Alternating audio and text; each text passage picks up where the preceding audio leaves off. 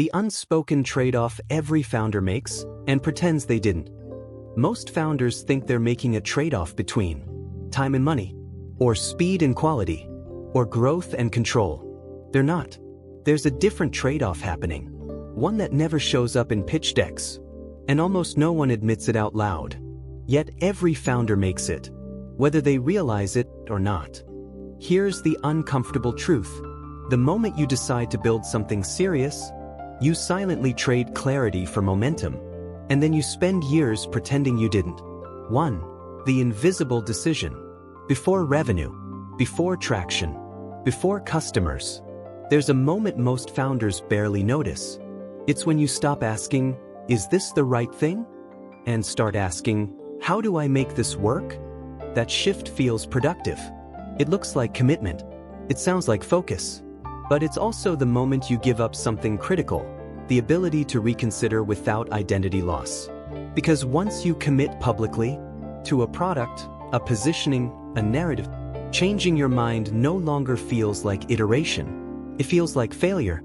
So instead of revisiting the premise, you optimize the execution, not because it's correct, but because it's already moving. 2. Why founders don't talk about it. Founders rarely say this out loud because momentum is rewarded. Investors don't fund reflection. Teams don't rally around doubt. Twitter doesn't amplify nuance.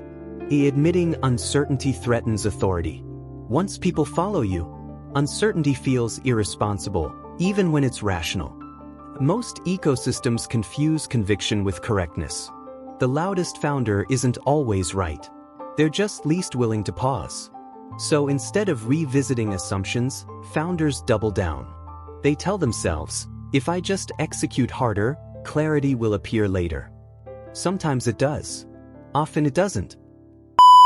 Pattern interrupt. Here's the part no one likes hearing. Execution doesn't fix a flawed premise. It only makes the flaw more expensive.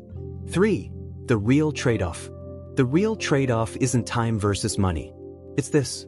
You trade optionality for narrative coherence. Early on, you have options. You can pivot. You can walk away. You can change your mind quietly. Later, you have a story to protect. Customers expect continuity. Employees expect confidence. Investors expect consistency. So you optimize not for truth, but for internal alignment with a past decision. That's why many founders don't fail fast. They succeed slowly at something they wouldn't choose again.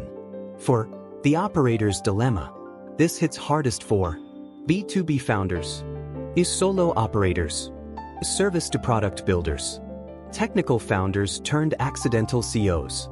Because you don't just build the product, you become the product. Your calendar, your reputation, your network. So questioning the business feels like questioning yourself.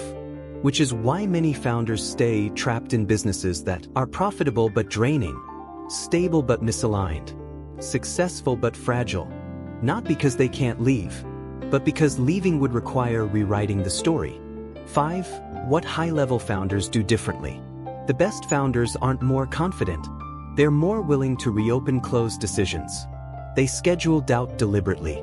They create private spaces where assumptions are retested. Incentives are questioned. Momentum is paused without panic. They understand this. Clarity isn't a one-time achievement.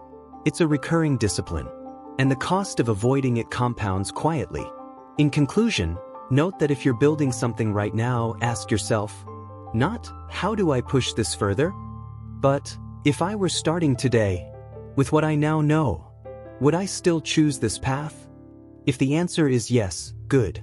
You're aligned. If it's no, that doesn't make you weak. It makes you early to the realization. Most founders postpone until burnout forces it. The unspoken trade-off isn't failure. It's building momentum at the expense of truth and pretending the cost doesn't exist.